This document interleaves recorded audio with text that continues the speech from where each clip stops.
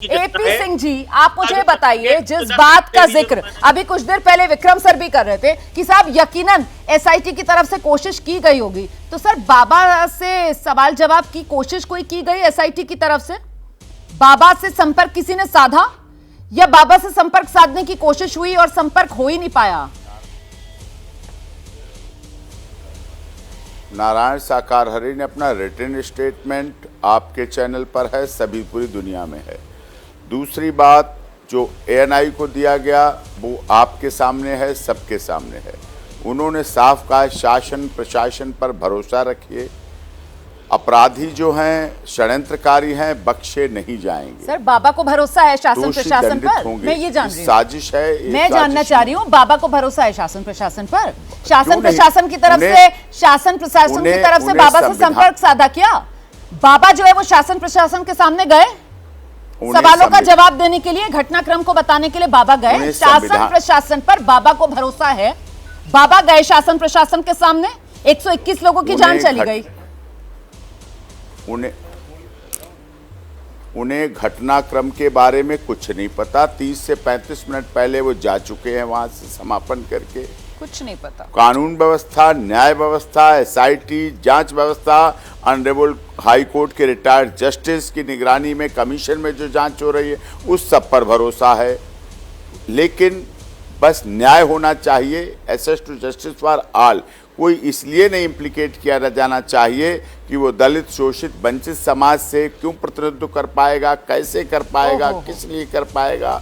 ये बात गंभीरता से सोचने समझने की है। भले 121 दलित शोषित वंचित वर्ग के लोग मर जाएं, है ना, लेकिन क्योंकि बाबा दलित शोषित वंचित समाज से है, उसका आधार बनाकर बाबा को इस आधार पर इम्प्लीकेट नहीं करना चाहिए। आप दलित शोषित वंचित पर इतना जोर दे रहे हैं कि मैं जवाब दूं, इससे बेहतर है कि मैं सतीश प्रकाश के पास आपको लेकर चलूं और वो जवाब दें। सतीश प्रकाश जी, यहां पर अगर बाबा से सवाल पूछा जाए या बाबा को बुलाकर शासन प्रशासन उनसे 2-4 जो सवाल है उसकी जानकारी ले ले, घटनाक्रम पूछ ले, क्या हो गया? तो क्या ये दलित शोषित वंचित समाज का अपमान हो जाएगा सर? ये उनका शोषण हो जाएगा क्या?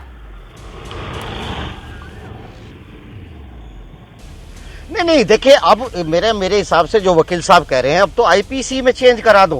अगर समान जात का कोई आदमी अगर आपकी हत्या करता है, आपके साथ बलात्कार करता है, आपके साथ लूट करता है, तो उसको अपराधी ना माना जाए। देखिए, ये राजनीतिक बाबा और धार्मिक बाबा का कॉकटेल है। प्रदेश के मुख्यमंत्री जब पहली बार जाते हैं, वो सबसे पहले उनका स्टेटमेंट ये है कि ये घटना तब घटी जब यहां से बाबा जा चुके थे। बाकायदा वही स्टेटमेंट ऐसा रहा कि पुलिस की इतनी हिम्मत नहीं हुई कि उनका एफआईआर में नाम दर्ज हो। और उसके बाद ये जो धार्मिक बाबा है, इनकी भाषा भी यही है। और मुख्यमंत्री ने ये कहा कि हमको ऐसा लगता है कि इसमें कई साजिश है। उसके 2 दिन बाद यही बाबा जो एसआईटी की गिरफ्त में नहीं आ पाते, लेकिन एक मीडिया चैनल को बाकायदा इनको ढूंढ लेते हैं और वो भी यही कहते हैं कि बाकायदा इसमें कहीं ना कहीं साजिश है।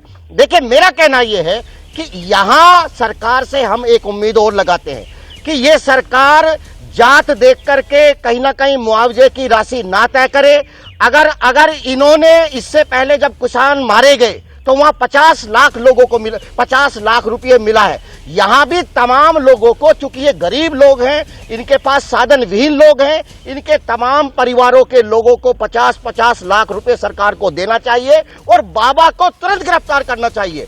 बाबा को नहीं बचना चाहिए, क्योंकि बाबा अपराधी है और वो कितना भी बड़ा धार्मिक पद संभालता हो। दूसरी बात, ये बात सरकार भी जानने कि आज ये बाबा चूंकि एटीएम है, ये वोट के एटीएम है। सरकार इनको इसलिए बचा रही है कि तमाम बाबाओं को इसलिए बचाना चाहती है कि भारत में कहीं ना कहीं एक धार्मिक माहौल बनाया जा रहा है और इस धार्मिक माहौल का शिकार कहीं ना कहीं जो सामाजिक रूप से कमजोर वर्ग के लोग होते हैं, जो शैक्षिक रूप से कमजोर वर्ग के लोग होते हैं, जो आर्थिक रूप से कमजोर वर्ग के लोग हैं, वो आम तौर पर इस तरह के बाबाओं के झांसे में आ जाते हैं। एक बात और बता दूं, सरकार इस बाबा के खिलाफ इसलिए कार्रवाई नहीं करती क्योंकि इससे पहले जो भारत में बाबाओं का जो इतिहास है वो बहुत खराब है।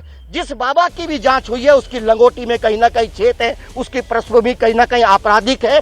और ये बाबा जो है, ऐसे बहुत सारे बाबा हैं जो अभी अपराध की पाइपलाइन में है। अगर इन बाबाओं के साथ खिलाफ कहीं ना कहीं सरकार को एक कड़े निर्देश बनाने चाहिए कि ऐसा कोई भी बाबा जो लोगों को, भोली भाली जनता को झूठ बोलता हो, उनको कहीं ना कहीं झूठे बखान करता हो। और एक छोटी सी बात मैं इस देश के प्रधानमंत्री जी से भी कहना चाहता हूं कि देखिए, इस देश का संविधान ये कहता है, इस देश की संविधान की प्रस्तावना में यह है कि सरकारों की ये नैतिक जिम्मेदारी है कि वो लोगों के बीच में जाकर के वैज्ञानिक दृष्टिकोण को बढ़ावा देंगे, न कि ऐसे बाबाओं को बढ़ावा देंगे कि जो भोली भाली जनता को कहीं ना कहीं अपने प्रेम जाल में फंसाते हैं, उनके साथ बलात्कार करते हैं, उनके साथ हत्या करते हैं, या उनको मारने के लिए खुला छोड़ देते हैं। अब इस तरीके की बातें मत कीजिए ना, क्योंकि ऐसे तो कोई आरोप फिलहाल इन बाबा पर है नहीं, है ना। तो जो आरोप हैं इन बाबा पर, उसी पर रहते हैं हम लोग। वो भगदड़ वाला मामला है, उसी पर फिलहाल रहते हैं। और यहाँ सबको अपने धर्म का प्रचार प्रसार करने की वो जो इजाजत है, वो भी देश का संविधान ही देता है। जैसे ही घड़ी का काटा दोपहर 2:30 पे आए, बबीता जी का दिल सास बहू साजिश के लिए मचल जाए। और ये है इनकी बहू, पूरे दिन ऑफिस की टेंशन हो जाए गॉन जब ये करें अपना फेवरेट शो फ्री टाइम पे ऑन।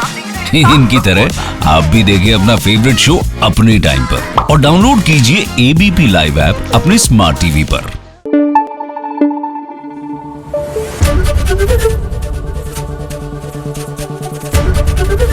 एबीपी न्यूज आपको रखे आगे।